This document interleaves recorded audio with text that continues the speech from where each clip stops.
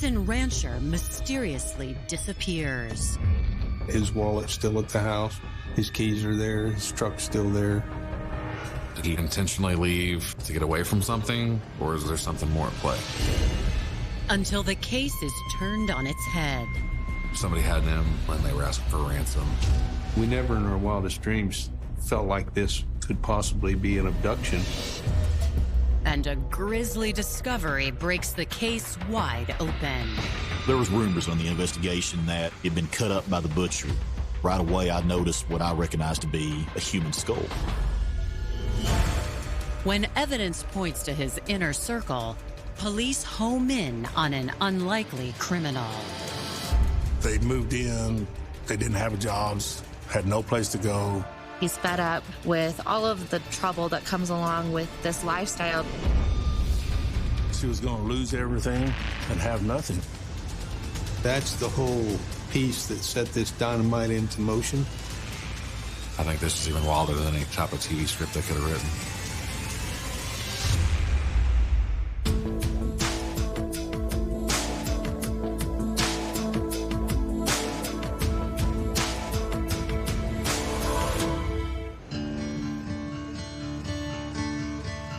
The small town of Dalhart is in the West Texas Panhandle, about 80 miles north of Amarillo. Dalhart's a really tight-knit community. They always look out for each other. It's a real big agricultural place. The big thing is the XIT rodeo that comes around every year. Everybody really looks forward to it. But on July 14th, 2017, one of the residents of this idyllic countryside town has gone missing.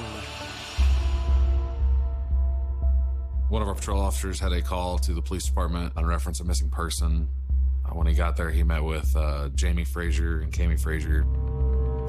The Frazier sisters have deep roots in the community and the local rodeo circuit.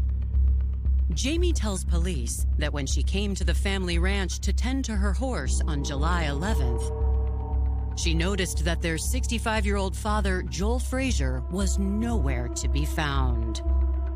Jhene was not living in Dalhart at the time, but she spoke to her dad on a regular basis. He lives there with his daughter, Cammy, and her husband, Corey Tidrow, and then they have a son that lives there as well. Jhene comes back to the house on the 12th, but she doesn't see her father anywhere. The 13th, she comes back to feed the horse. Same scenario. Joel's truck's there. Joel's not there. 2 days later, nobody's seen him. When Jhene checked the house on the 14th, another red flag stood out. She located Joel's hat, boots, and his wallet. It was very rare for Joel to leave the house without his wallet. When Jhene questioned her sister, Cammy had no inkling of Joel's whereabouts. After Joel's wife had passed away, Cammy had lived there for several years with Joel and her husband, Corey. Cammy said Joel was an alcoholic, would go for days at a time on a drinking binge. And so that's what she was alluding to, that he was on a bender, he was out drinking. She just believed her dad was off on a gallivanting weekend with a girlfriend somewhere. To Cammy, that was his normal, and there was no reason really to be concerned at that time. Cammy's like, I don't know where he's at. And so Jhene started getting suspicious. Hey, something's not right here. Dad wouldn't just leave. I'm going to call the police. Police try to pinpoint a timeline of Joel's disappearance. Cammy reported the last time she saw her dad was the 12th, and that he wasn't feeling well, and she made him a milkshake.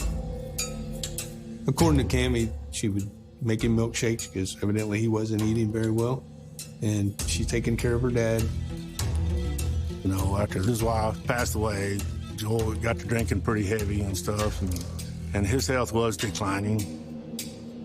Cammy says she assumed Joel was feeling better the next morning because when she went to check on him, he was gone.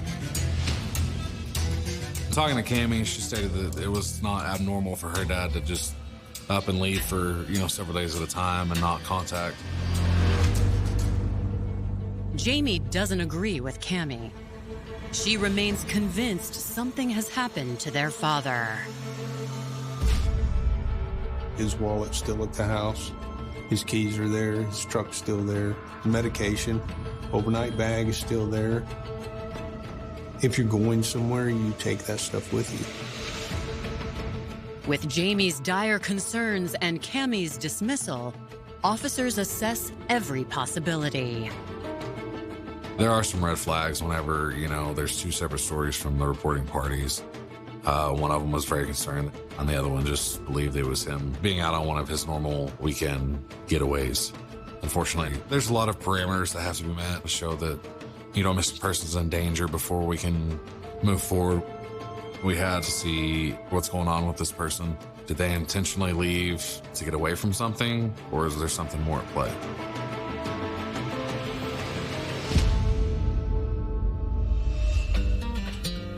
Joel Frazier was born December 18th, 1951, and seemed destined for the life of a cowboy.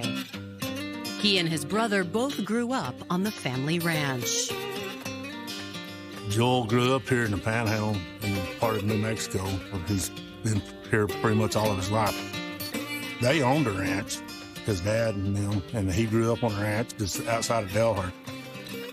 They really didn't do anything ordinary than what a farm and ranch kid would do growing up. Their dad kept them busy as cowboying, raising cattle, and, doing a lot of farming. And then that went into their adult life.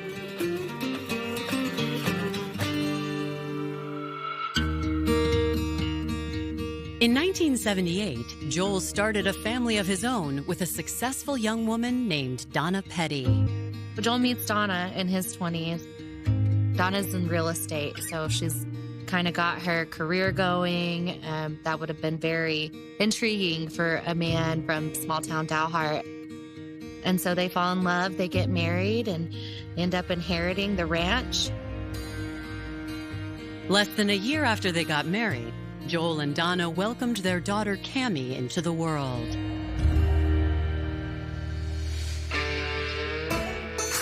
Proud of Cammie, and I think for Cammie it was just the spotlight. She wanted to be the center of attention.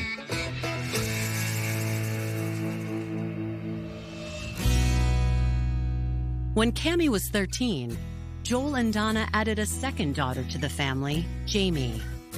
She proved to be just as dedicated to the rodeo as her sister. When Jamie got up at high school, she got the opportunity to run for rodeo queen. Jamie was definitely a better hand on a horse, and she was just better at roping. And you could tell that Joel was a proud man, that he was very proud of Jamie. I think, there was a lot of jealousy there because Jamie roped with her dad a lot, and Cammie didn't follow through like Jamie did. Cammie was a little proud for her, but it took the spotlight off of her.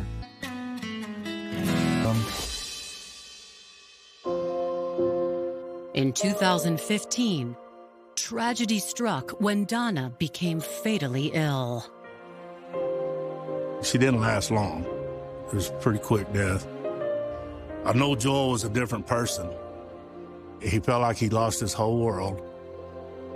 It was at this time that Cammie and Corey come back and move back in with her father. Her father was alone now. She was worried about him. I do think it was a comfort, and I think it probably helped Joel to have her there. Even though he was surrounded by loved ones, 63-year-old Joel continued to struggle with the loss of his wife. After Donna had passed away, you could tell he was going downhill. I think his answer was drinking and roping. I wish he would have done more roping and less drinking.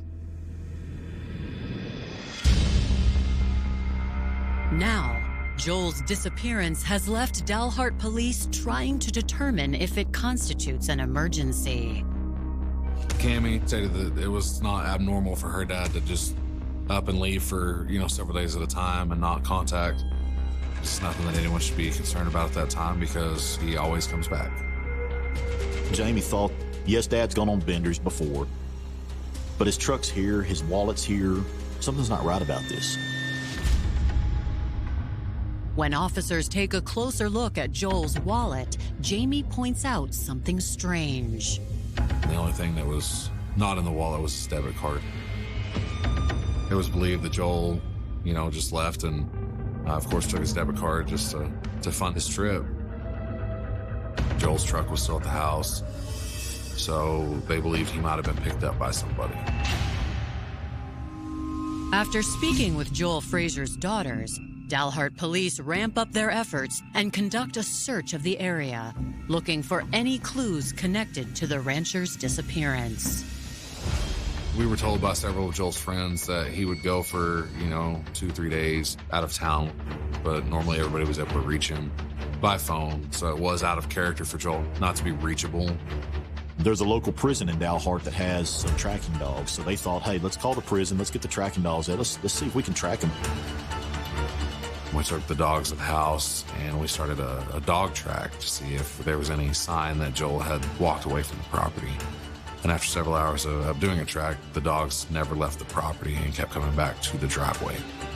Did he get in a car and leave, or did he never leave? Coming up, Joel's loved ones receive a heart-stopping message. She had received text messages that alluded to the fact that they had Joel. They wanted money for Joel's safe return.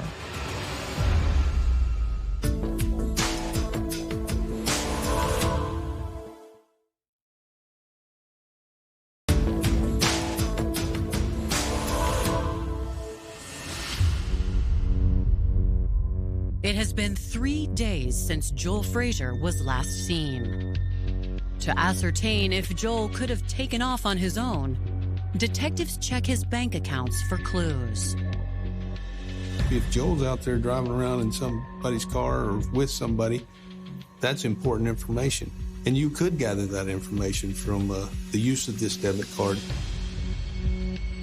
There was no activity on his debit card. There was no activity on his bank account. And so they were kind of at a loss for where he may be. News spreads fast in a small town. So before the end of the day, many of the locals have joined in the search. Myself and Jamie, we started a search party for Joel. And we looked and we looked and we looked. We wanted to find him, and we wanted to find him alive. Everybody looked at it as Joel was missing. It was a big deal for the community. After 2 days with no leads, police expand their manhunt into neighboring states. We were able to get him entered in as a missing person in the national database, as well as putting out a silver alert for his descriptors. Getting those alerts out nationally helped get everybody paying attention and looking for him. Though Cammy is unconcerned over her father's whereabouts, Joel's other daughter, Jamie, enlists the aid of social media. Jamie had taken it upon herself to create missing person posters that she posted all over the internet. Jamie was upset. Her dad's missing, and she's trying to do everything she can to find him. Jamie's efforts soon result in a response from the public. But it's the last thing anyone was expecting. Shortly after the social media post went out, Jamie received a message that somebody had Joel and they were asking for a ransom. Jamie had received text messages that alluded to the fact that they had Joel and they wanted money for Joel's safe return. We never in our wildest dreams felt like this could possibly be an abduction or a kidnapping. At this point, the Dalhart Police Department doesn't have the resources to complete this investigation thoroughly, so we looked for help from the outside, and we contacted the Texas Rangers and the FBI to come in and provide extra manpower. Investigators have Jamie contact the alleged kidnappers to negotiate Joel's safe return. We began looking into asking for proof of life, anything that would prove that Joel was in fact with these people. They said that they would provide that proof, but she needed to pay them $1,000. This time, detectives are able to use the exchange to trace the sender's phone number. What we figured out was the number actually tracked back to overseas. And then furthermore, we found that that particular number was tracked to a batch of numbers that had been used in other scams. A lot of these times, the scammers will see missing person reports on social media. If you see this person, contact such and such number, and they try to take advantage of that. It was determined that one of these scammers had seen Joel's missing person poster. They believed that it would be an easy target for some quick cash. I can't believe somebody would do that to her, you know. Jamie's so heartbroken over the whole situation. It basically wasted our time when we could have been focused on another avenue trying to find Joel. So we start working on our case again. Police canvass all of Joel's regular haunts, hoping one of his friends might have seen something suspicious in the days leading up to his disappearance. His friend Chris divulges a shocking story from July 11th, the day Joel was last seen. He said there was an altercation between Cammy and Joel. Happened at the rodeo arena. There was a big blow up, a big fight. There was some words spoken like, "I don't ever want to see you again."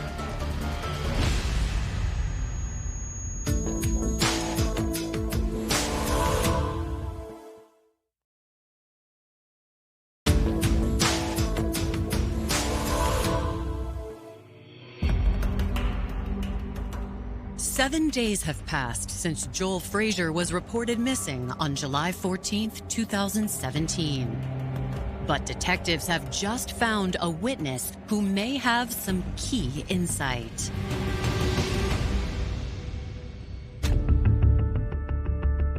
Well, I know the last night that I seen Joel, we'd been out at the XIT Rangers, and we have what we call a practice night, and we were practicing our team roping, and Joel was roping a little bit that night. Witnesses say Joel brought Cammy's son to the arena with him, but when he left, he seemed to forget the child. I guess about 8:30 or 9 o'clock, Joel had decided to go to the house, and he had actually left the grandson there. I seen him driving out the gate. It was probably 30 minutes later, his daughter showed up. Cammy was very upset about Joel forgetting her son there at the event. I'd rode over and talked to her a little bit. She was mad because he drove off and left the boy there. And she said, you know, I'm so ready to get rid of him.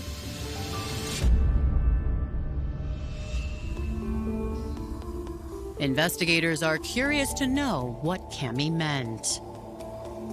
They asked me what I thought, and I thought, well, you know, I just thought she was talking about putting him in a home or something. According to Joel's friends, his relationship with Cammy had deteriorated in recent months, and the main issue seemed to be her husband, Corey. Joel, he didn't really care for Corey because he wasn't a cowboy. He didn't fit in at all. Joel believes that he was taking Cammy down the wrong road. Corey, he's kind of hard to explain. You can tell when somebody's really shifty. They both were two peas in a pod, and they fed off of each other.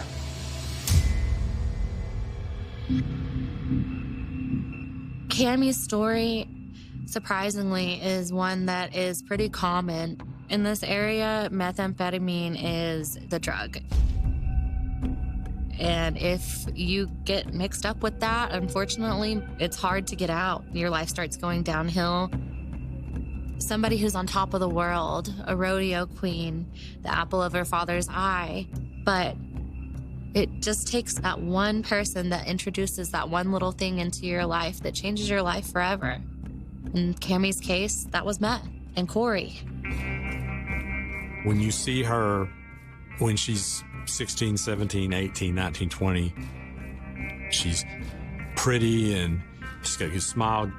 And then you see what years of hard living and methamphetamine have done to somebody, aside from what it does to their life. Those close to the family tell police they believe Cammy and Corey returned to the ranch with their 8-year-old son not to care for Joel, but to take advantage of him. They moved in because they were doing dope. They didn't have jobs, had no place to go. So Joel opened his house up to them, give them a place to live. Joel had mentioned that they were trying to cook meth at the house, and he wasn't putting up with it no more. He's fed up with all of the trouble that comes along with this lifestyle that Cammy's been living, and he's about ready to kick both her and her husband out of the house. To investigators, the revelation puts Cammy's statements in a different light. Cammy just didn't seem too concerned. I think she played it off that this was normal. It's no big deal. And now that's concerning to me as an investigator, why we have lack of emotion for your dad that you live with, that you're taking care of, and now he's missing and it's no big deal. Why is one sister desperately looking for him and the other not? We're starting to believe Cammy knows more than she's telling us at this time and that she's maybe hiding something. So it was determined that we would do a search warrant on the house. On July 20th, 2017, 9 days after Joel's disappearance, police execute a search warrant on the Frazier home. While securing the residence to begin the search warrant, I went and spoke to Cammy and Corey, and I was able to collect their cell phones and tell them we would be escorting them out. Inside the house, we located what I knew to be a homemade ice cream maker in the sink, a container for that, with a liquid that appeared to be melted ice cream. We were able to find remnants of the milkshake that Cammy had made for Joel over a week earlier, so we took samples of that. Then we found a purse. Going through that purse, you could tell that based on IDs and so forth, it was going to be Cammy Tidrow's. In that purse was 2 items that were interesting. One was a bottle of off-brand sleep aid, but when you opened it up, it was nothing but white powder. Not knowing exactly what it was, we went ahead and seized that. Investigators also find something even more suspicious. In that purse was an unsigned last will and testament for Joel Frazier that had been sent from his attorney, dated back in April of 2017. It wasn't signed, and as you look through the will, he had changed the previous will to take Cammy from being the main beneficiary to change it to Jamie being the main beneficiary, and kind of cutting Cammy out, if you will, of everything in the event Joel died. Finding the will was a huge thing. Cammy's using his assets, using his money, and then ultimately she gets a letter. She sees, oh, wait a minute, I'm losing everything. Coming up, a suspect is cornered. Okay. So what are you telling me then? I guess I probably would need a lawyer. And investigators begin to fear the worst. My gut feeling was, ultimately that Joel was probably dead.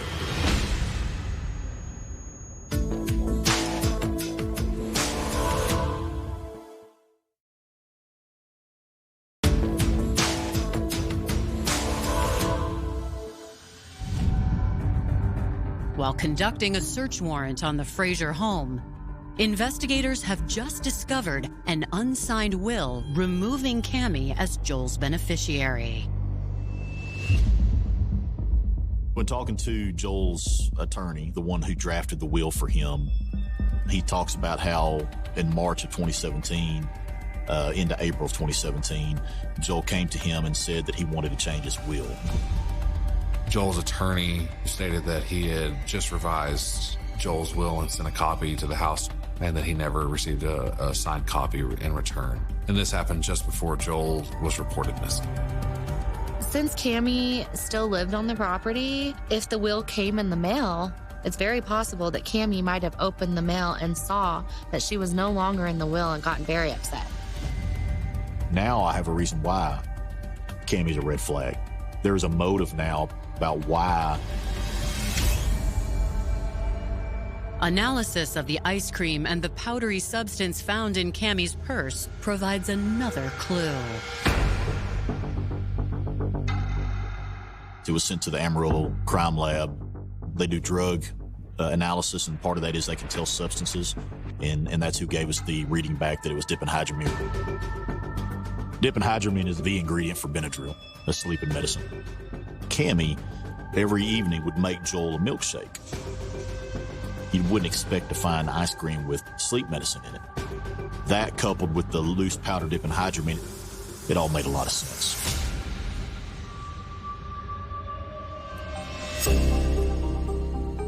After concluding their search, investigators confront Cammy with the evidence. Cammy, when she met with me at the police department the day after the initial search warrant, she was cordial, but she refused to speak to us. She wanted an attorney. I honestly don't have much more to say. Okay. So what are you telling me then? I guess I probably would need a lawyer. My gut feeling was ultimately that Joel was probably dead, but we needed to find the body to help us with the investigation. Police obviously have gotten all this evidence pointing directly towards Cammy. However, Joel's still missing, so there's no body. It's very hard to charge anybody with a murder when there's no body. Cammy is released for the time being, but police keep a watchful eye on her movements. Police interview Corey over the phone, but he takes the same stance as his wife. This investigation went over several months. And I know for me, I want things to happen quick. It taught me a lot about patience. As the investigation continues through the summer, police begin hearing consistent rumors from associates of the Fraziers. Rumors swirl in these small towns. Especially the longer someone's missing, that gives more time for rumors to kind of flare up and names get thrown out. There was rumors in the investigation that Joel had been disposed of, that he had been cut up by the butcher. And when they say butcher, we learned they were alluding to Benjamin Buck. Benjamin Buck's family owned the Dalhart processing plant, which is essentially a butcher shop. If you had a cow and you wanted to butcher it, that's where you took it. They cut it up into nice little steaks for you. Ben Buck is a known associate of Cammy and Corey, and not in a good way. There's some meth use going on, maybe even meth sales. If someone wanted to get rid of a body, Buck might be the person to talk to. But with only rumors, investigators know they need more. After, we began looking into Ben Buck, we received an anonymous tip that Joel's body would possibly be located at the processing plant across the street where Ben Buck resides. The tipster says that if police searched the meat processing plant near Joel's house, they would find his remains. When we interviewed him, he said that he had heard the rumors, so he had snuck over there one night. This individual basically had snuck over onto the property and looked in this incinerator. They took a video and sent it to me and said, this is where Joel is.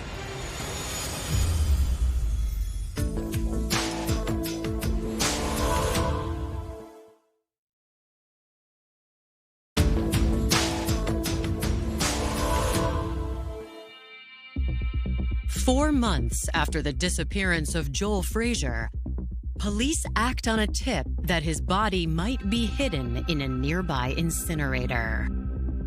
I think he had been told that's where Joel is by someone. He wanted to see for himself. Not only did they take a video, but they shone a flashlight in there and they could see Joel's body in there. The building turns out to be owned by the family of Benjamin Buck. When spoke to Ben Buck's mother, Amy Buck, and received verbal consent to search the premises. Amy Buck, the owner of the processing plant, led us to where the incinerator was, and inside that barn were both Benjamin Buck and his brother Casey Buck. And they were salting animal hides, which is a process they do to preserve the hides of these animals they butchered.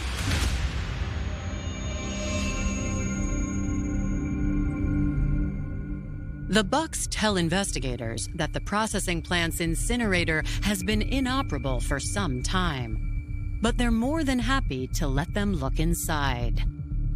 Amy had her two boys, Ben Buck and Casey Buck, show us how to open the incinerator. And I remember sitting there watching, and they were extremely nervous. They came in and they left, and we opened it up.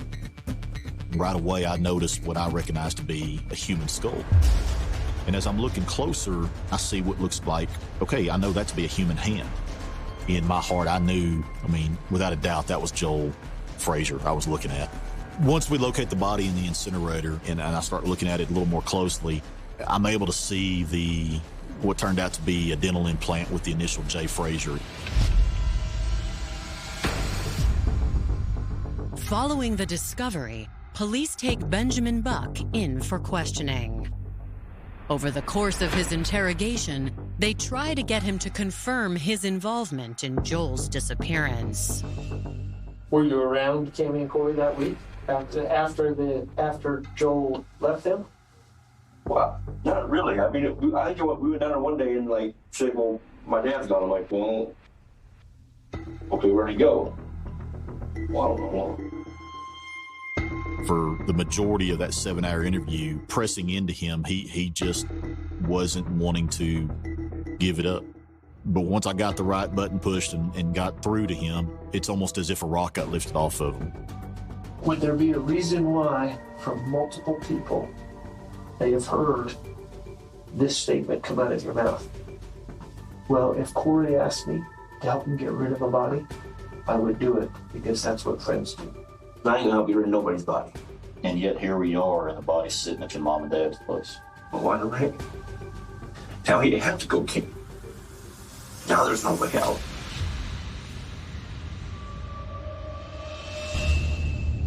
Benjamin finally tells police that on July 12th, he received a phone call from Cammy Frazier's husband, Corey. Corey told him, I need you to bring some string, a sheet, and a wheelbarrow to Joel's house. When I asked him what he thought that was for, he indicated right away he knew Joel was dead. They had had prior conversations of wanting to kill Joel and how they were going to do that. When he gets into the house, he sees who he recognizes to be Joel sitting in a brown recliner in the living room, appears to be dead. How far away? Were you too far away to tell if his eyes were open or closed or anything? Too far away. What could you tell about Joel? Is he moving it up? No. Cammy's in there trying to clean up. He sees some blood on the ceiling. He sees some blood on the chair around Joel. Ben says Cammy and Corey told him they'd decided to drug Joel to make it easier to kill him. Cammy had made the milkshake for Joel and put a medicine in it in order to get him to go to sleep. He was checked on several times to see if the medicine had taken effect.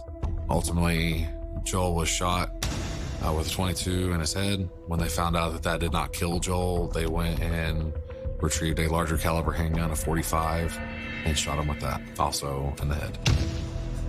Ben told me that Corey had a shoulder holster with what looked like a silver or a chrome-plated .45, and Cammy had a pistol on her hip.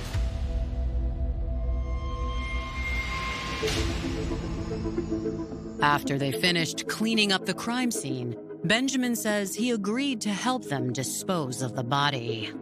You brought a wheelbarrow, you brought twine, and you brought a sheet, and by your own admission, by your own confession, so you saw them use the twine to wrap around the body. No, but they're only like the end of the sheet. Like the tie off the end? Like a burrito. At which point, Corey and Cammy wheeled that body in the wheelbarrow down the street because it was only a block away to the processing plant. In the middle of the night, Corey dumps the body from the wheelbarrow into the skid steer, and he drives the skid steer over to this incinerator at the back of the property. They open up the incinerator, and they dump Joel's body with the skid steer into that incinerator. But it's not been functional for quite a while, so Benjamin obtains a propane tank with a wand that's attached to it. Now, this would be something that you would utilize to light and burn off weeds. Cammy lit it for Corey, and Corey stuck that into the porthole up against the body of Joel and left it going, because as long as you've got that lit and fuel, in this case propane, feeding into it, it's going to run. They leave thinking that that's going to burn that body and dispose of that evidence, and they'll be home free. But Benjamin says things obviously didn't turn out according to plan. It got super hot in the incinerator, which is supposed to do, but it didn't get hot enough to burn the human body. And so what it did is mummified him and preserved him. In their attempt to destroy the body, they preserved it. Benjamin is arrested, and police use his confession to obtain warrants for Cammy and Corey as well. We arrested Cammy and Corey at the gas station. They're there fueling up, and so we feel like they're fixing to run. Do you give me permission to search your car? No? No. I've spoken with a lawyer, and no, I don't give y'all permission to do anything, honestly. Okay. I'm sorry. There was no doubt in my mind that they were the two murderers of Joel Frazier. And from there, it just became, how do we prove it?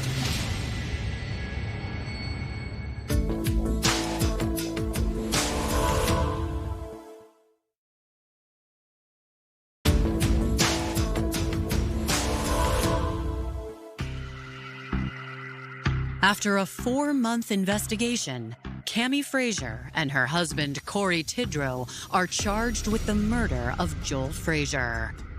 Their co-conspirator, Benjamin Buck, agrees to testify against the couple in exchange for reduced charges. Ben ends up taking a plea deal. He is charged with tampering with evidence. Let's be honest about it. Benjamin Buck wasn't the most upstanding person. He has a history. He's a criminal. But that doesn't mean he can't tell the truth. And there's 100% belief in my mind that in that confession I got from him, I'll say was mostly true. However, prosecutors don't have to rely solely on Buck's testimony. The most important piece of evidence was Joel's body and the autopsy report that confirmed that medication was used for them to put Joel to sleep, and the entry and exit points of the rounds fired into Joel's skull. It appeared that both shots came from behind, one of them being the smaller caliber 22 and the other one being a larger caliber 45. Once we were able to get the toxicology results back on his tissue samples and found that there was a large amount of diphenhydramine in his system, it all made perfect sense of what we were looking at.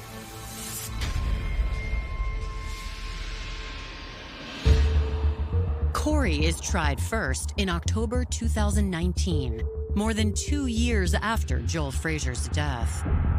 He's found guilty of first-degree murder and sentenced to life in prison.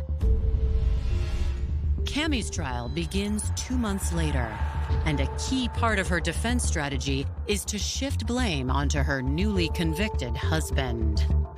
They never put a gun in Cammy's hand. That doesn't necessarily make her blameless. Obviously, she doesn't have to be the one that shoots to be guilty of murder if you participate in it.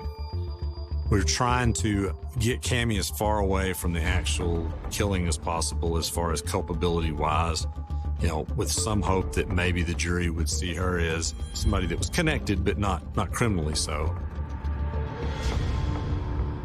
According to the prosecution, Cammy was no innocent bystander. They argue she was the only one with a strong reason to kill her father. I think the motive for this killing was the fact that Joel took Cammy out of the will and left Jamie in the will. And so I think that's the whole piece that set this dynamite into motion, the explosion, if you will.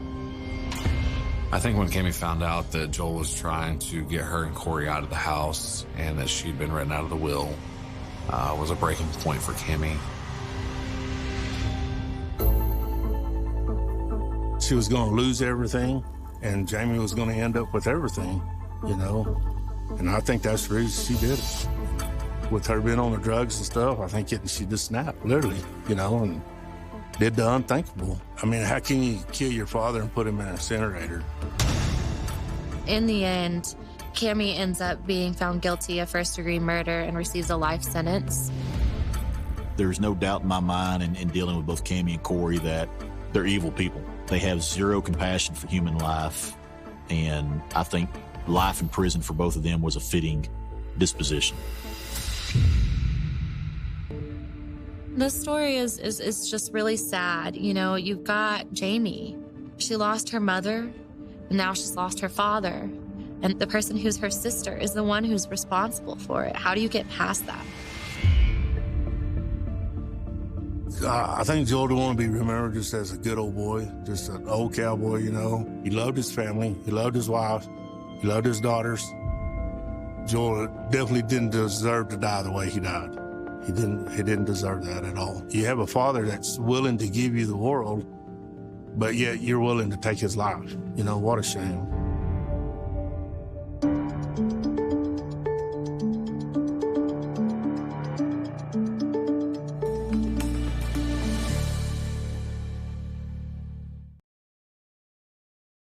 The Architects of Deception, a novelization of shadow wives and stolen identities. Prologue, The Mask. The mirror does not lie, but the man staring into it does. In the soft glow of a California morning, 1979, the man who called himself Dr. Gerald Barnes adjusted his stethoscope.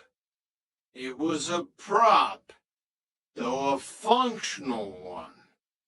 To the world, it was a symbol of healing, of authority, of a life dedicated to the preservation of pulse and breath.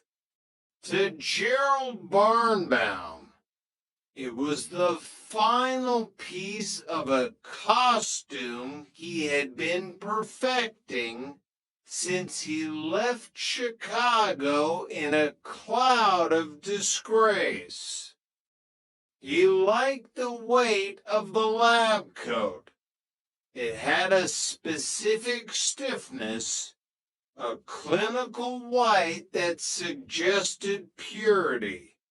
He practiced his doctor's smile in the glass worm, reassuring, just the right amount of paternal concern.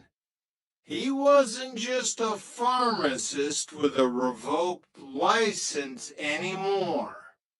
He was an actor who had found the role of a lifetime, and the stage was the Pacific Southwest Medical Group. 400 miles away, the real Dr. Gerald Barnes was waking up in Stockton, unaware that his name, his hard-earned credentials, and his very soul had been harvested by a ghost. Chapter 1, The Assistant's Shadow. Rick D'Alessandro liked his boss. That was the problem. In the busy hallways of the Orange County Clinic, Dr. Barnes was a breath of fresh air. He was a likable little guy.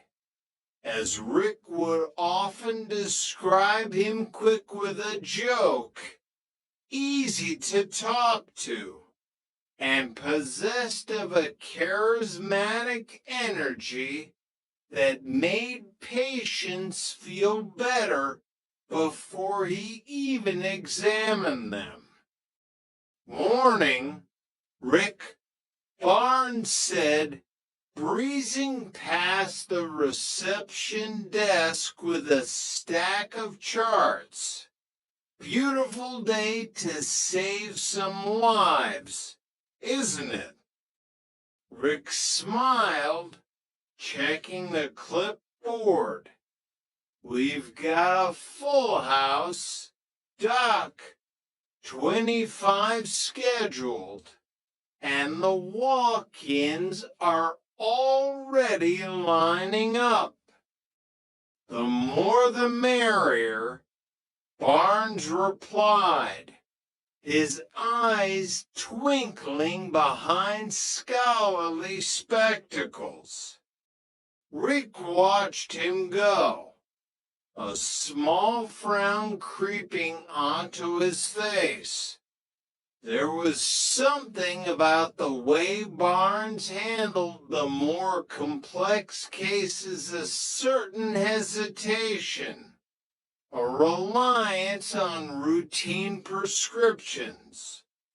But in a high-volume clinic, efficiency was king. Barnes was efficient. He was the director. He was the man with the answers. Or so everyone thought. Chapter 2. The December Chill. December 26, 1979. The holiday spirit was a fading echo, replaced by the gray reality of a winter morning.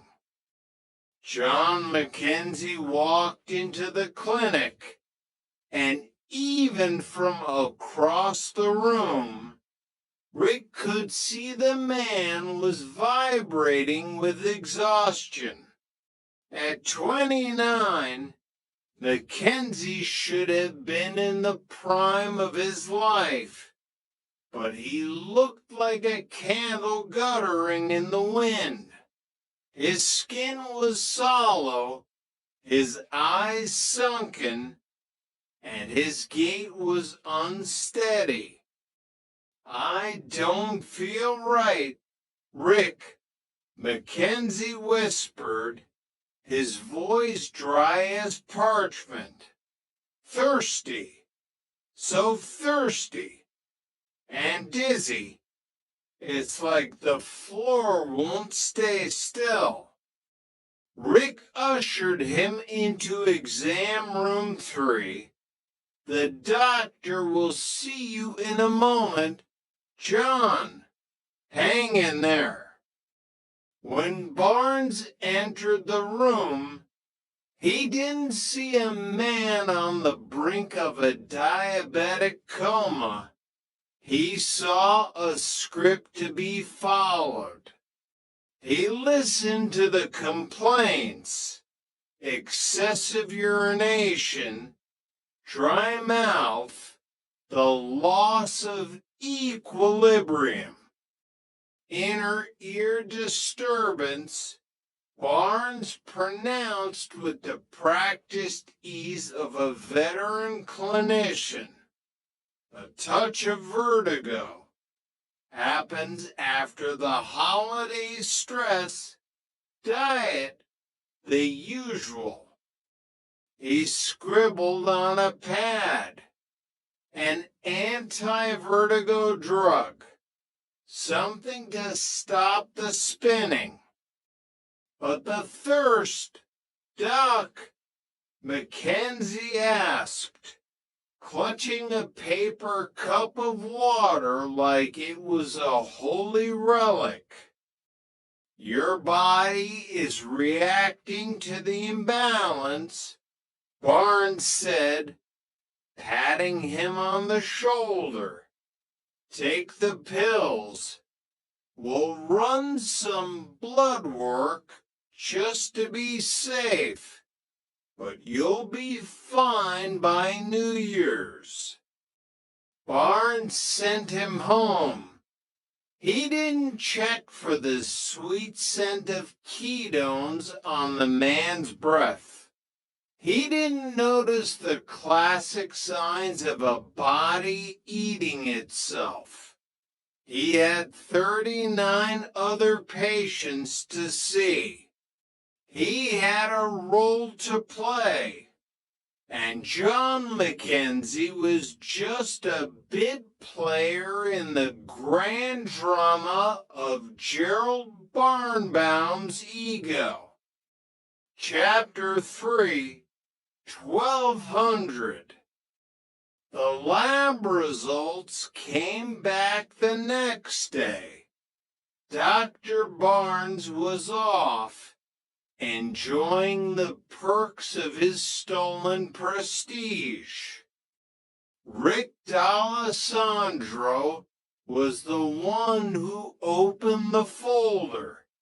He expected the usual slightly elevated cholesterol, maybe a minor infection.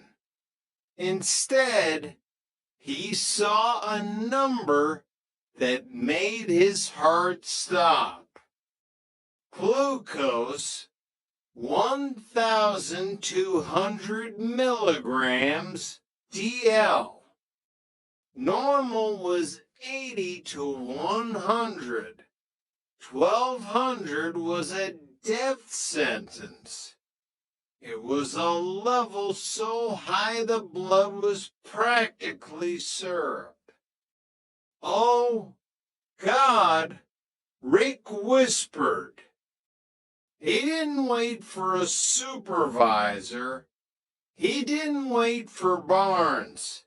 He grabbed the phone and dialed Mackenzie's number. Ring, ring, ring. No answer. He called the emergency contact 10 ex-wife. She hadn't seen him. He called the other numbers on the chart. Silence. A cold dread settled in Rick's stomach. He looked at the chart again. Barnes had prescribed an anti-vertigo medication. He had sent a man an active, acute diabetic crisis home with a pill for dizziness. I need the police, Rick told the dispatcher, his voice trembling. Garden Grove PD. We have a patient. I think he's in danger. Chapter 4, The Kitchen Floor. The officers broke the door in.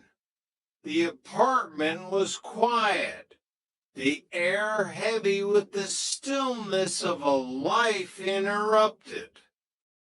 They found John Mackenzie in the kitchen. He was lying on the floor, his body cold, his eyes staring at a ceiling he couldn't see. In his hand, clutched tightly like a failed talisman, was the prescription Dr. Barnes had given him. The anti-vertigo drug. The 29-year-old had collapsed into a coma and died alone.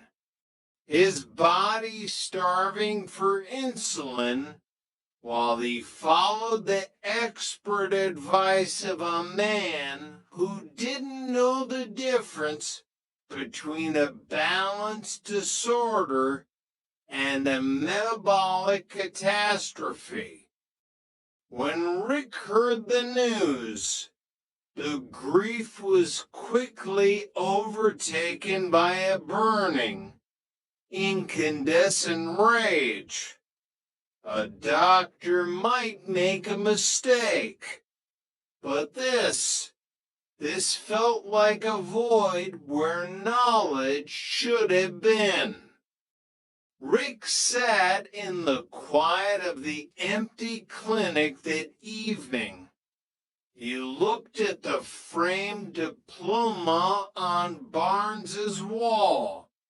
He looked at the medical board registration. Something felt hollow. Something felt wrong. He picked up the phone and called the medical board in Sacramento. I need to verify the identity of a Dr. Gerald Barnes, Rick said. Could you fax over his identification photo and file? The fax machine hummed to life. The paper slid out, inch by agonizing inch. Rick watched as the image formed. The man in the photo was older, different features, a different bone structure. The address listed was in Stockton, 400 miles away. Rick looked at the photo, then at the empty chair in the director's office. You're not him, Rick whispered to the shadows. Who the hell are you? Chapter 5. The Pharmacist of Chicago. The investigation into the man who would be king of the clinic revealed a history built on layers of deception. Before he was Dr. Barnes, he was Gerald Barnbaum. In Chicago, he had been a pharmacist, a man who understood the chemistry of medicine but lacked the ethics of it. He had been caught in a Medicaid scam, a greedy little grift that cost him his license. But Barnbaum was a performer. He had been a theater student in college. He knew how to project a character. If he couldn't be a pharmacist, he would be something better, something more powerful. He had called the medical board, posing as the real Dr. Barnes. He told them he had lost his duplicate license and was opening a clinic in Los Angeles. They, trusting the name and the professional tone, mailed him the credentials without a second thought. It was that easy. A phone call, a lie, and a white coat. On August 8, 1980, the curtain finally fell. The police arrived not to discuss a patient, but to escort the leading man to a cell. The charge, practicing medicine without a license, and, more importantly, manslaughter. But as Gerald Barnbaum sat in the back of the cruiser, he wasn't crying. He was already thinking about his next role. Chapter 6, the second act. Prison was supposed to be the end of the story. For the family of John Mackenzie, 3 years felt like a slap in the face. For the real Dr. Barnes, the damage to his name was a wound that wouldn't heal. But Gerald Barnbaum was a man of habit. 18 months later, he was out on good behavior. He walked out of the prison gates, looked at the California sun, and realized he didn't know how to be anyone else. He didn't go back to Chicago. He didn't find a trade. He went to a different city, found a different clinic, and put on a different white coat. He became Dr. Gerald Barnes again. He even got married. Lisa Roberts thought she had found the perfect husband. He was a doctor, a provider, a romantic who showered her with flowers and took her to concerts. He earned a 6-figure salary. He was the medical director of a Los Angeles facility. I'm so proud of you, Gerald, she would say as she kissed him goodbye in the morning. It's all for you, darling, he would reply. He lived this life for years. He saw patients. He ordered tests. He performed physicals for FBI agents. He was so good at the role that even the government's premier law enforcement agency didn't check the credentials of the man sticking a tongue depressor into their throats. Until a Christmas party in 1996. Rick D'Alessandro was there. He had moved on with his life, but he never forgot the face of the man who killed John Mackenzie. He was standing near the punch bowl when he saw a familiar, likable little guy wearing a name tag. Hi, I'm Dr. Barnes. The world stopped. Rick felt the blood rush to his ears. It had been 16 years, but the mask was identical. Hi, Rick, the man said, his voice as smooth as silk. How are you doing? Rick stared at him, his fists clenching. Well, Gerald, I'm not doing too well, because you're doing the same thing you did back in the 70s. The doctor didn't flinch.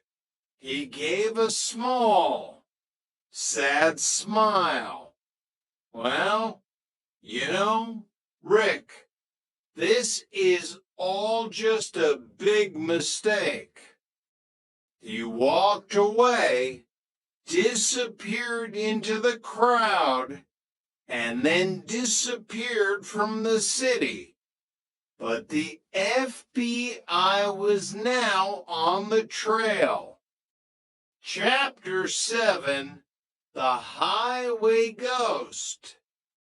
While Barnbaum was a predator of the clinic, a different kind of architect was emerging in the heart of the Midwest. David Brankel didn't wear a white coat. He wore expensive suits. He drove a black BMW. He was a businessman, a developer, a man with a vision. In Bloomington, Indiana, Brankel was the man to know.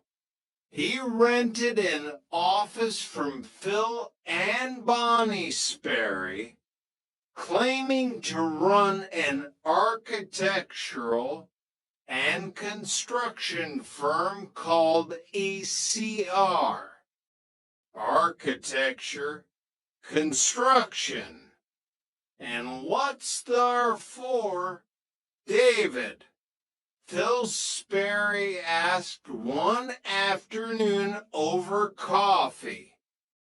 Brankel smiled, a smooth, practiced expression that reached his eyes but didn't warm them. Results, Phil, always results. But the R stood for robbery. Brankel was a man of dualities. Sunday through Wednesday, he was a family man in Vincennes, living in a rented house with a wife and a young son. Thursday through Saturday, he was a ghost on the interstate. He would drive his black BMW, a car he couldn't afford, to grocery store banks tucked inside Winn-Dixies and Measures. He used a simple disguise, a fishing hat, a mustache, a pair of tan coveralls. He would walk up to the teller and hand over a note. "I have a gun. Be quiet. Go home alive." He was efficient. He was calm. He was the interstate bank mart bandit IBM. And he was driving a path of financial destruction across 6 states. He had an accomplice, a woman named Donna Hewins. She was the Bonnie to his Clyde, a waitress he met at a club who fell for the thrill and the dapper suits. She sat in the idling BMW while David walked into the stores, a scanner in his hand, listening to the police frequencies. He was playing a game with the world. He was the successful entrepreneur by day and the most prolific bank robber in the region by night. He believed he was smarter than the detectives, smarter than the FBI, and certainly smarter than the people he scammed. Chapter 8, Operation Intercept. Detective Larry Duncan of the Louisville Metro Police was a man of maps. He sat in his office, staring at a cluster of pins that traced the path of the IBM bandit.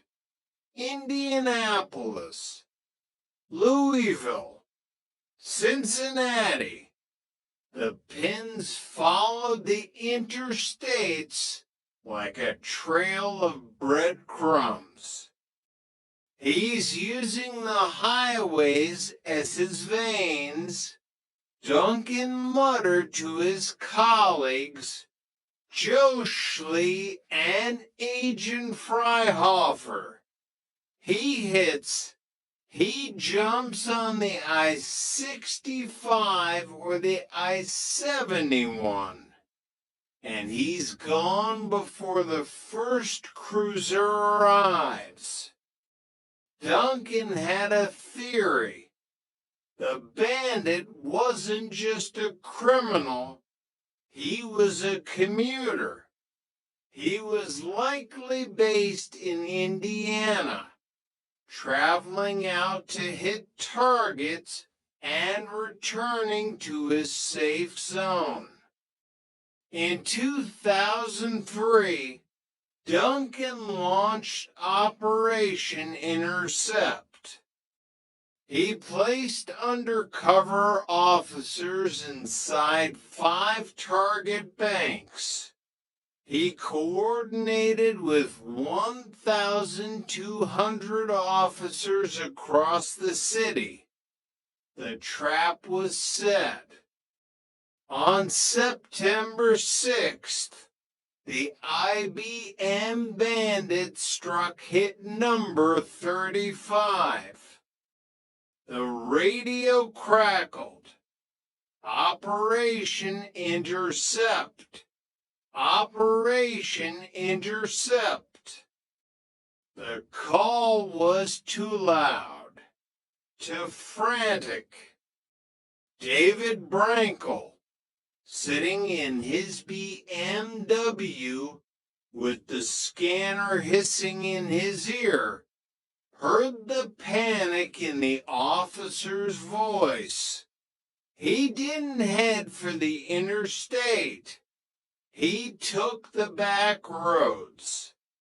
He slipped through the residential streets, weaving like a snake through the tall grass of the suburbs.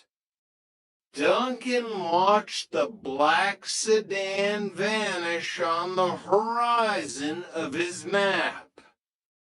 He's gone, Duncan said, leaning back in his chair. He's listening. He's always listening. Chapter 9, The Final Curb. Luck is a finite resource. For David Brankel, it ran out on a stretch of Highway 45 in December 2003. He was driving too fast. He was always driving too fast. He cut off a vehicle, nearly sending it into oncoming traffic. Unfortunately for Brankel, the man behind the wheel was Bloomington Detective Kevin Hill. The chase that followed was a symphony of screaming tires and 100-mile-per-hour desperation.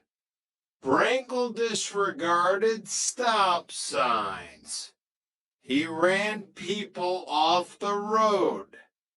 He was a man who had built a life on the belief that he could never be caught.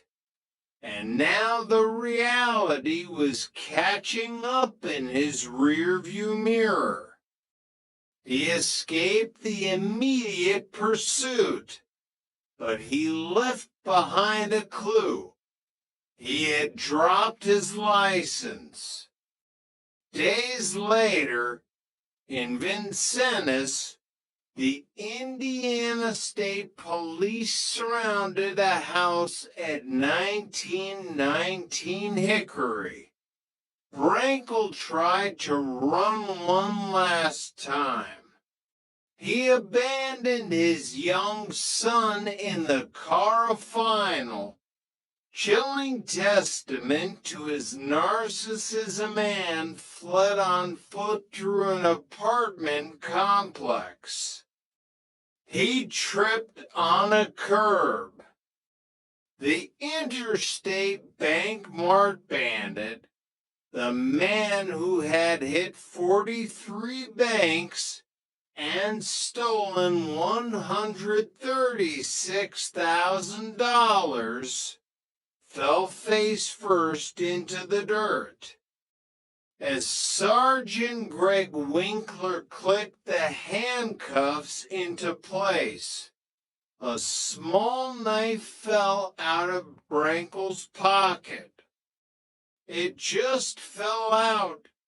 Brankel stammered, the smooth businessman gone, replaced by a shivering, pathetic figure. I wasn't going to hurt you. Chapter 10, The Interrogation Room. The two worlds of deception met in the cold fluorescent light of an interrogation room.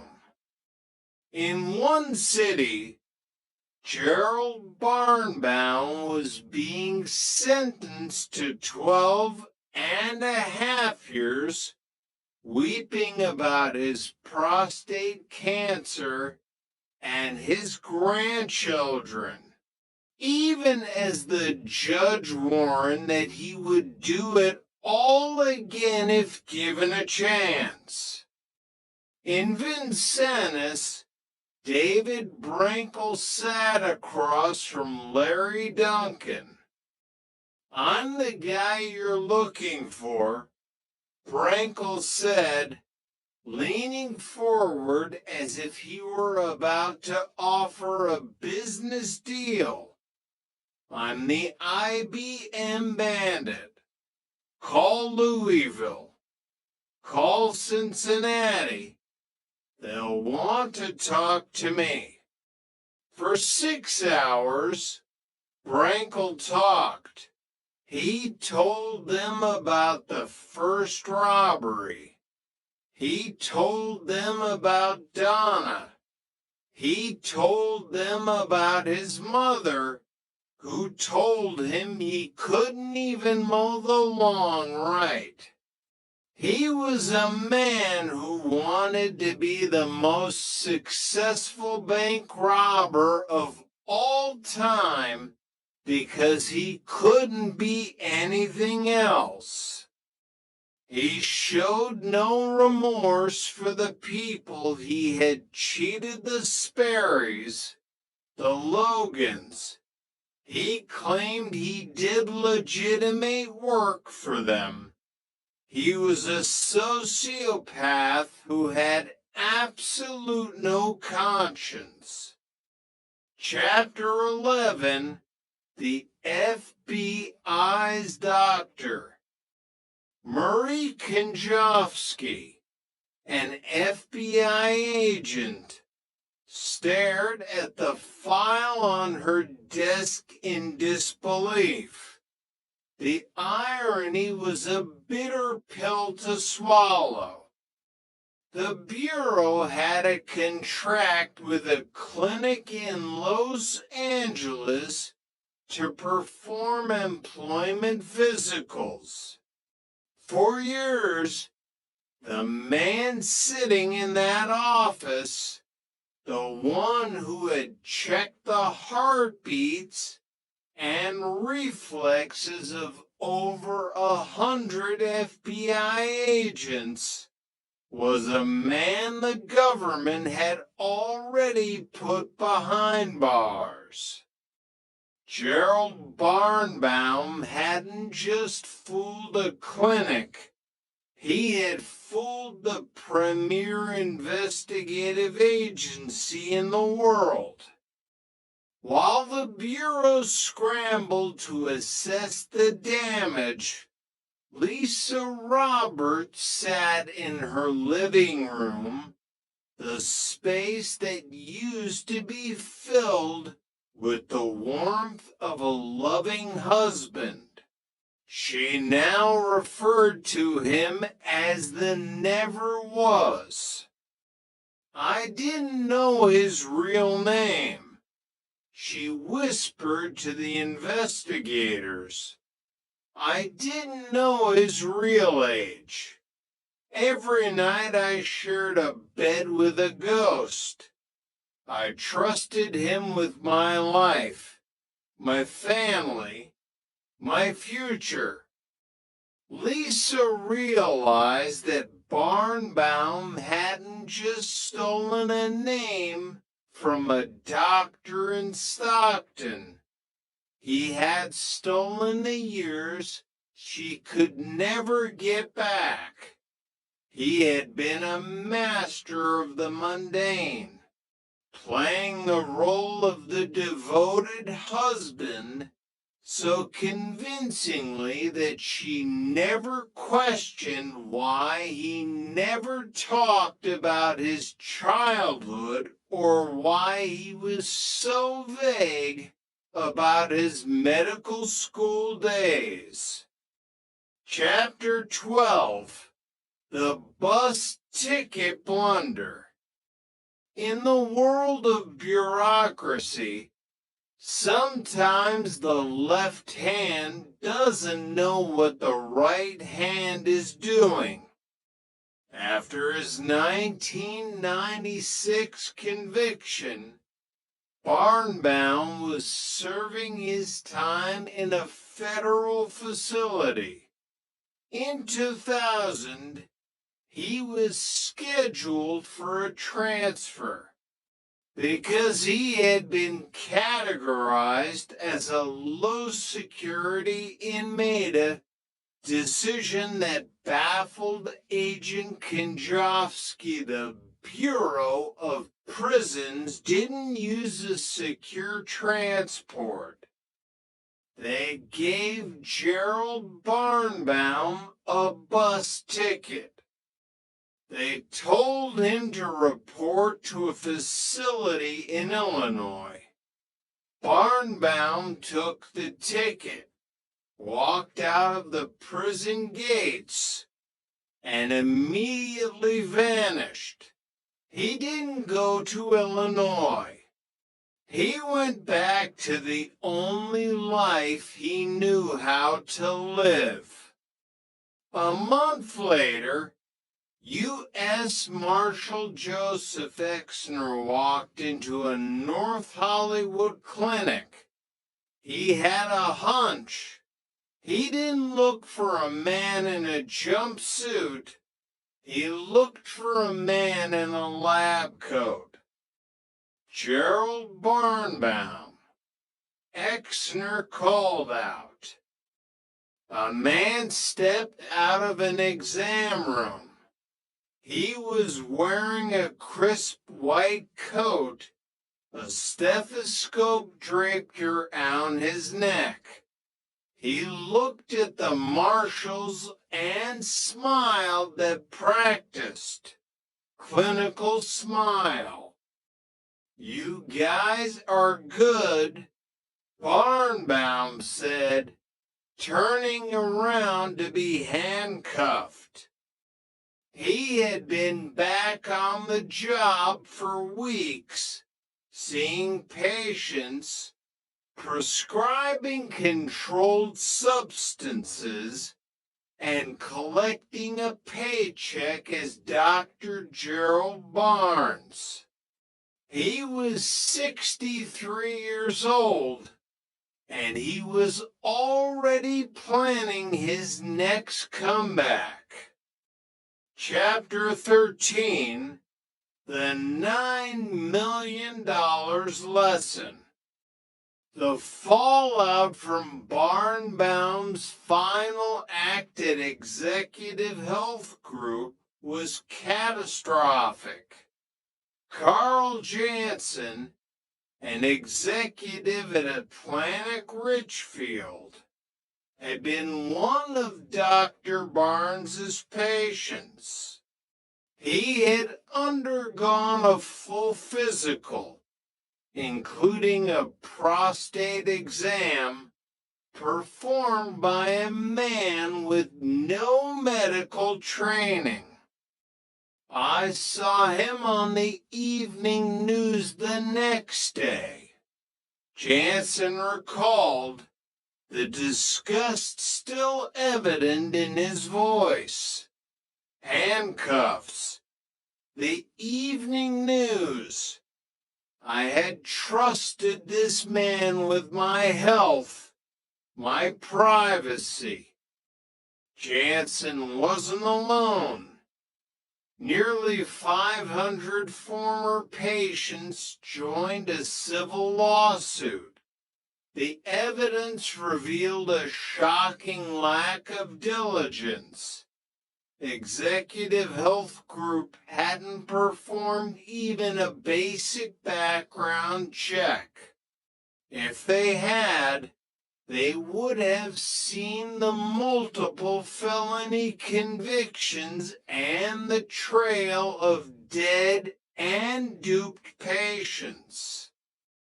The company was forced to settle for over $9 million.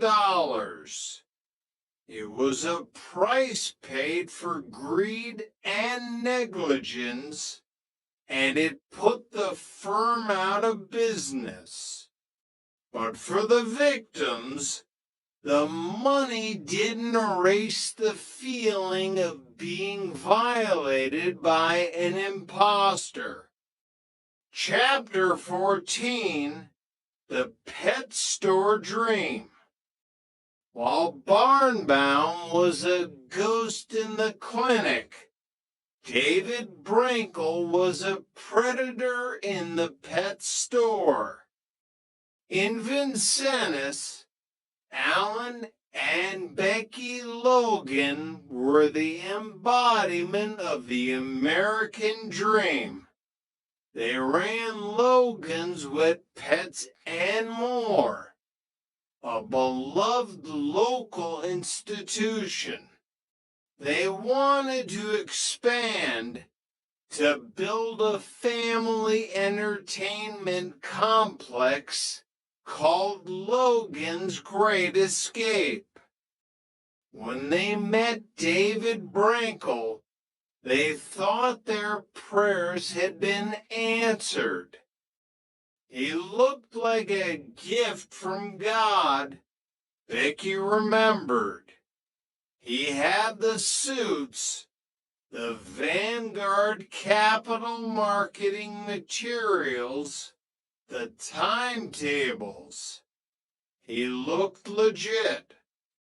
Brinkle charged them a $3,500 retainer and $500 a month.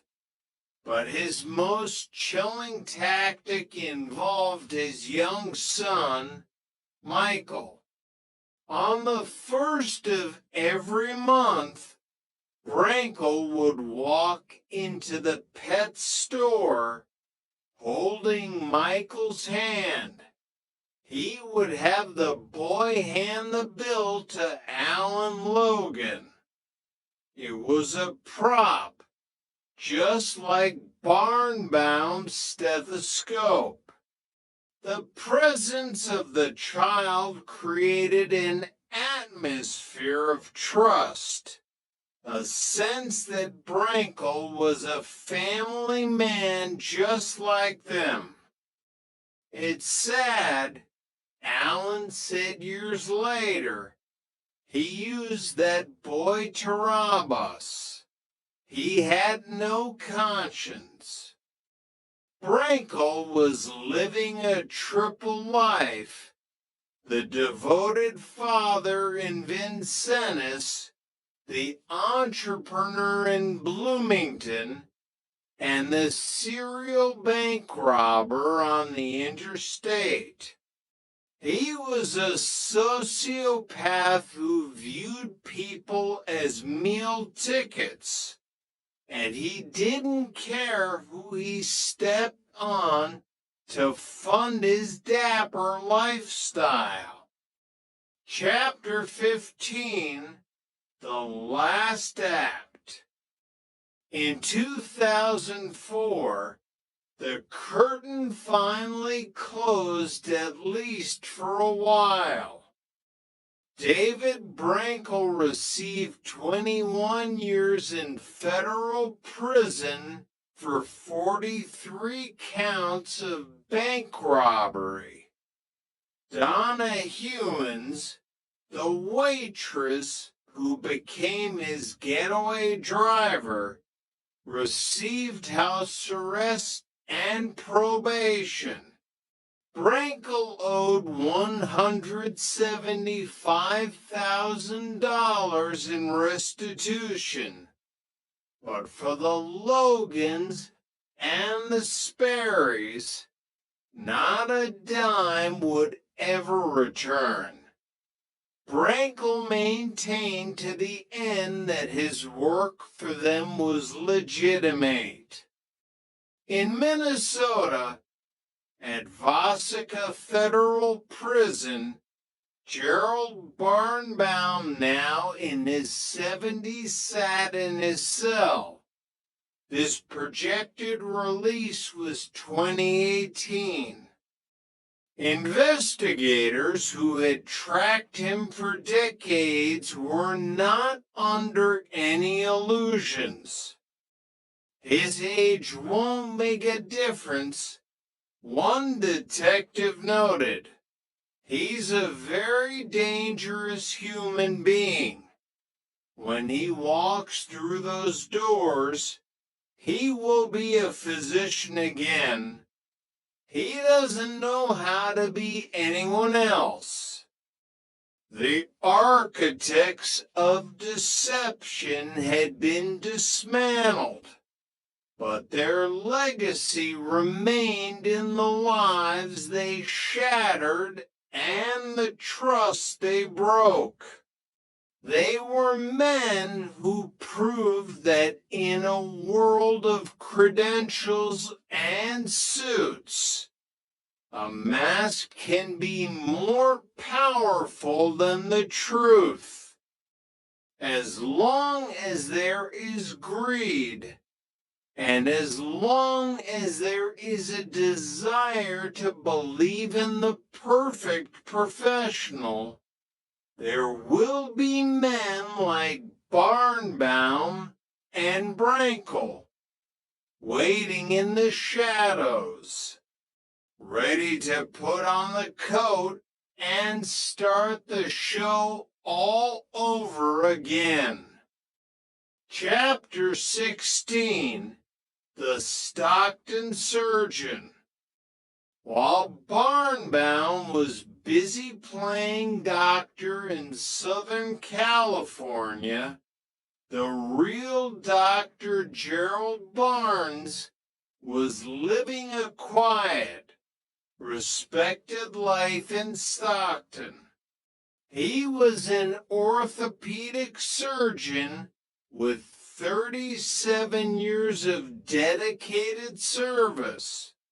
He was a man who believed in the sanctity of the medical profession, a man whose name was synonymous with trust.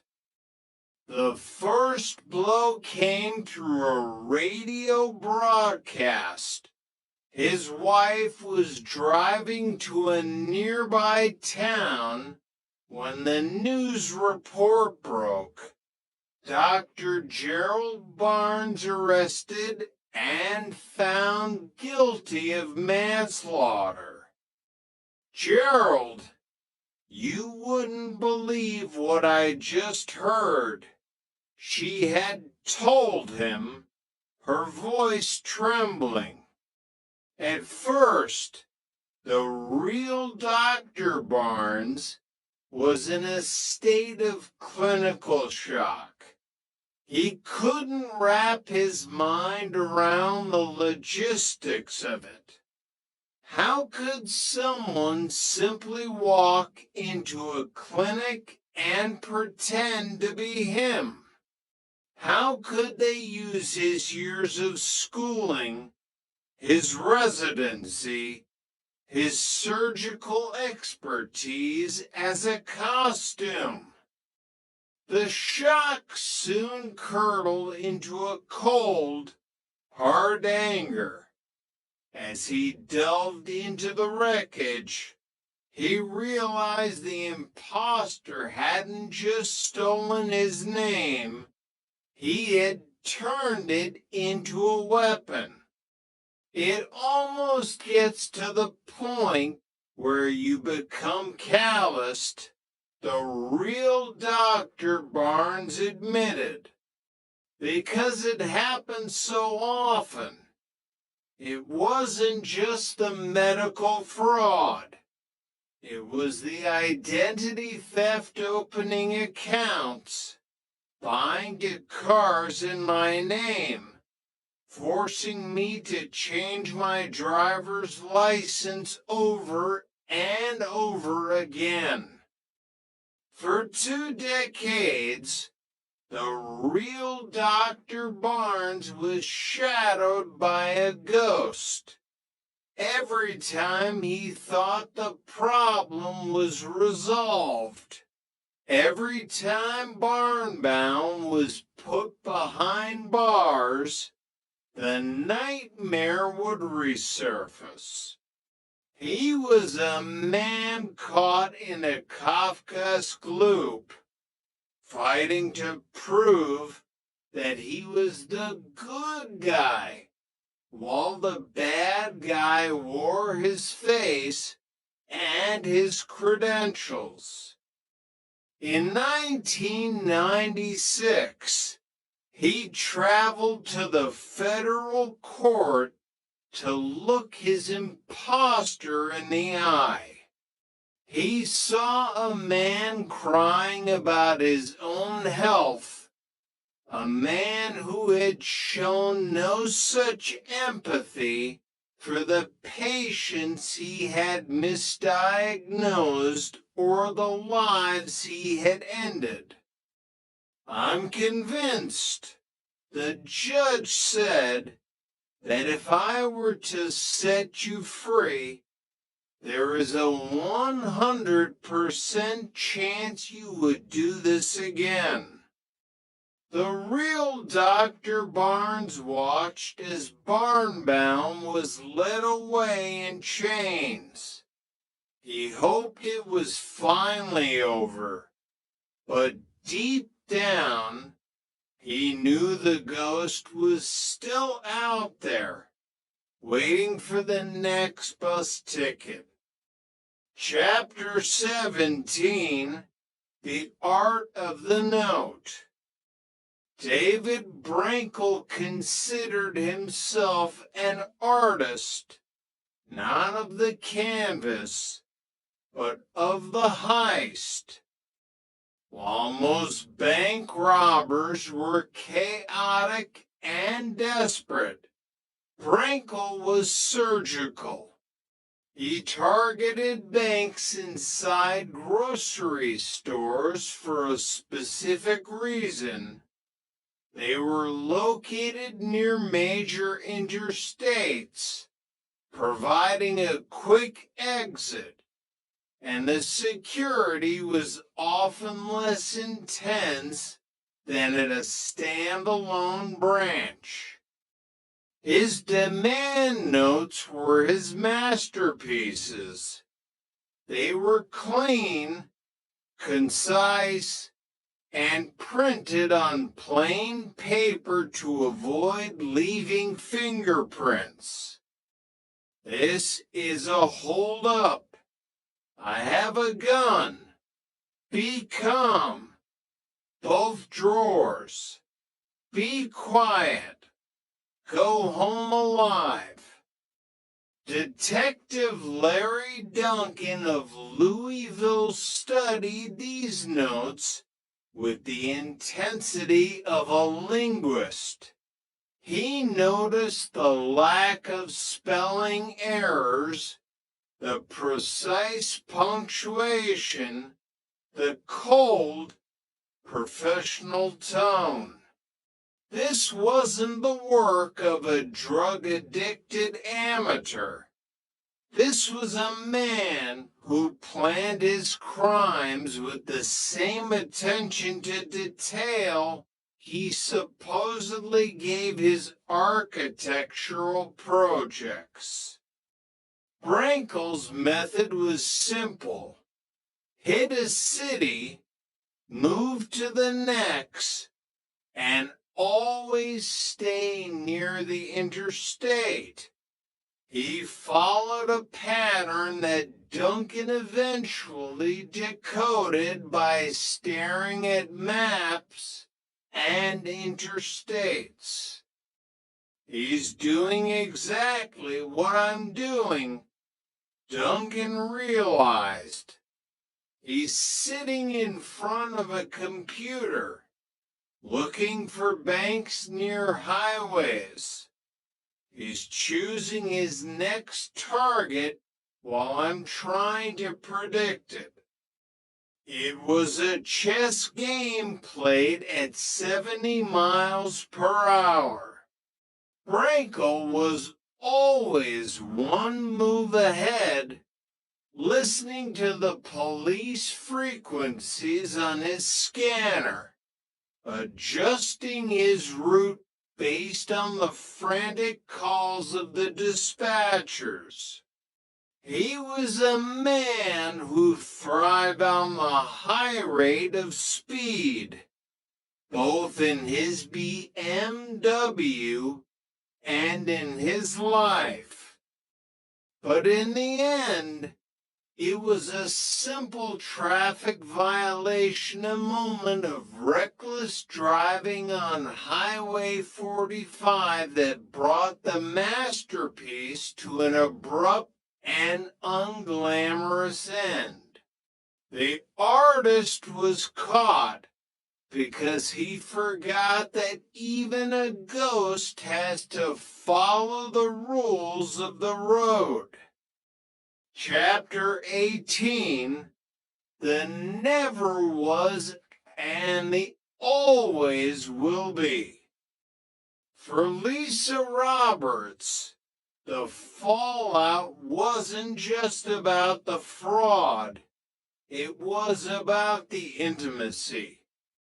She had shared a life with a man for over a year. She had made plans for children, for a private practice, for a future that was built on a foundation of lies. She looked at the photos of their wedding and saw a stranger in a doctor's suit. Who had I let share my life and my bed and my family? She asked. Who had I trusted? The man she knew as Dr. Gerald Barnes was a romantic. He brought flowers. He was a turn the girl right off her feet kind of man. He was everything she had ever wanted. But the reality was Gerald Barnbaum, a 62-year-old con man with a history of Medicaid fraud and manslaughter. He was a man who used her as a prop in his own domestic drama. A man who needed a doctor's wife to complete the image he wanted to project to the world. She realized that the likable little guy was a shell. There was no soul inside the lab coat, only a desperate need to be seen as someone important. He didn't just hurt patients. He hollowed out the people closest to him. Money, she said, follow the money. It was always about the money for the never was and for the companies that hired him. She became a vocal advocate for better background checks in healthcare, driven by the knowledge that her husband had treated over 100 FBI agents without anyone noticing he was a fraud. She wanted to ensure that no other woman and no other patient would ever be fooled by a ghost in a white coat. Chapter 19, The Echo of John Mackenzie. The most tragic legacy of Gerald Barnbaum wasn't the stolen money or the corporate bankruptcies. It was a 4-year-old girl named Jill. In 1979, John Mackenzie was just 29 years old. He was a man with a lot of life ahead of him, a man who loved his daughter and worked hard to provide for her. He walked into a clinic with a treatable condition and walked out with a death sentence signed by an imposter. He was a nice young man, his family recalled. He and Jill had that taken away. Everything they could have been together was stolen. Jill grew up without a father because a man named Gerald Barnbaum wanted to play a role. She lived with the knowledge that his death was senseless, a result of a system that allowed a fraud to rise to the level of medical director without a single verification of his credentials. For Rick D'Alessandro, the image of John Mackenzie on the kitchen floor was the fuel that kept him fighting. He was the one who blew the whistle in 1979, and he was the one who blew it again in 1996. He felt a personal responsibility to ensure that the ghost was finally laid to rest. I wanted him off the street, Rick said, because this guy hurts people. In fact, he kills people. The echo of John Mackenzie's death served as a grim reminder that deception isn't a victimless crime. It has a pulse, and in the case of Barnbaum, it has a body count. Chapter 20, Final Reflections. The architects of deception were ultimately brought down by their own hubris. Barnbaum believed he could never be caught, even after being convicted multiple times.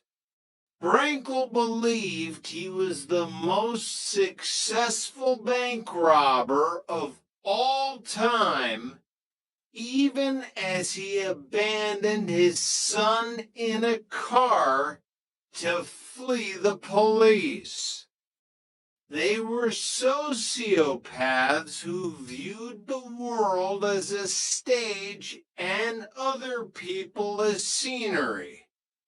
They had absolutely no conscience, as the investigators noted. They were driven by a toxic mix of greed, narcissism, and a desperate need to be someone they weren't. As of 2018, Gerald Barnbaum was 84 years old.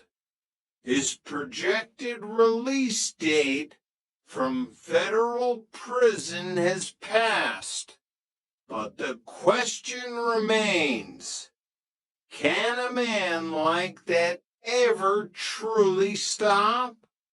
Or is the mask so fused to the skin that there is nothing left beneath it? David Brankel's 21-year sentence is a long stretch, but for the people of Bloomington and Vincennes, the fear remains. They know that intelligence, when coupled with a lack of morality, is a dangerous weapon. The stories of the imposter doctor and the interstate bandit serve as a warning. We live in a world that prioritizes the likable and the successful. We trust the suits and the white coats because we want to believe that the people in them are as professional as they appear.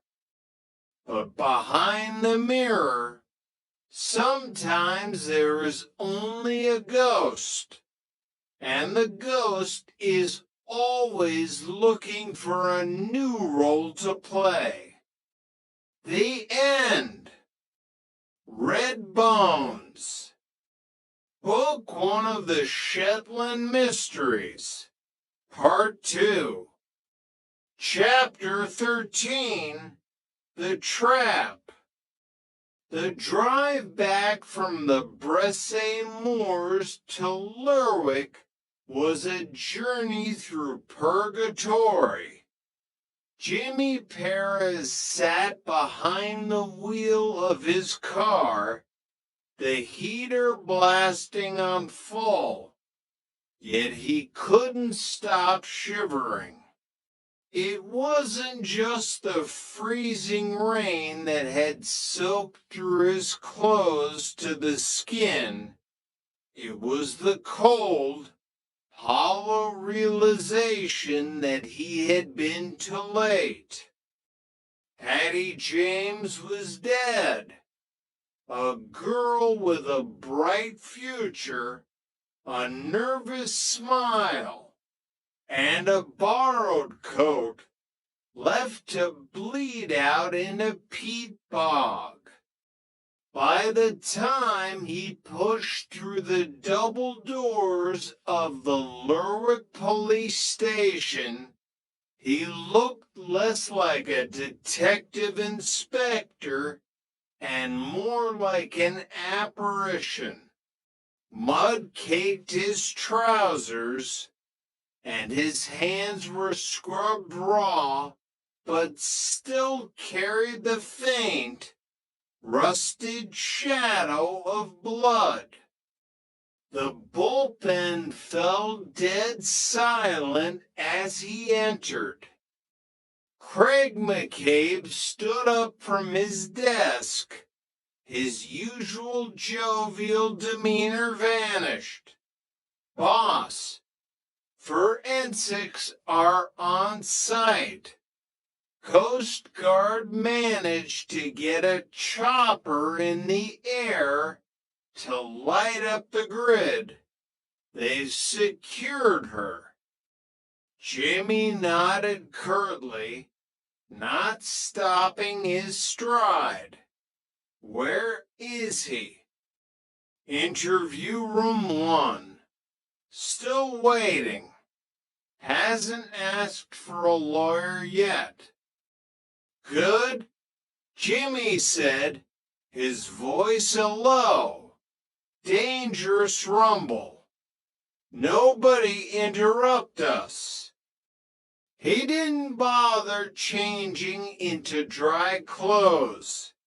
He wanted Professor Paul Berglund to see the mud. He wanted him to smell the rain and the peat and the death.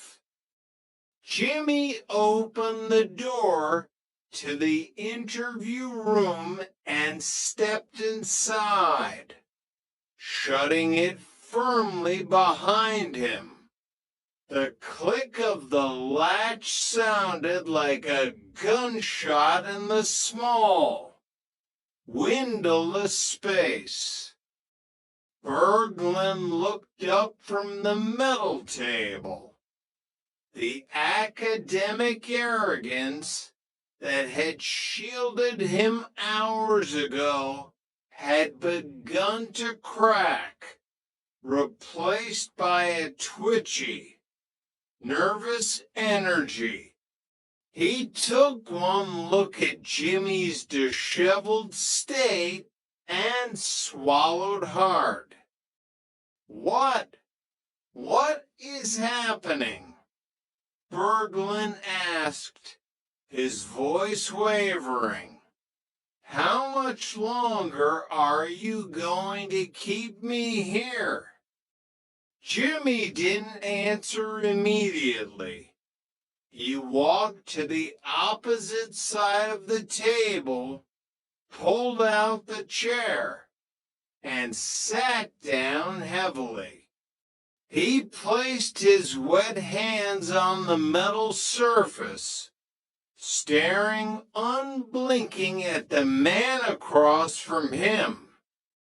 Hattie James is dead, Jimmy said flatly. Berglund froze. The color drained from his face so fast he looked translucent. What? No. That's impossible. I saw her yesterday.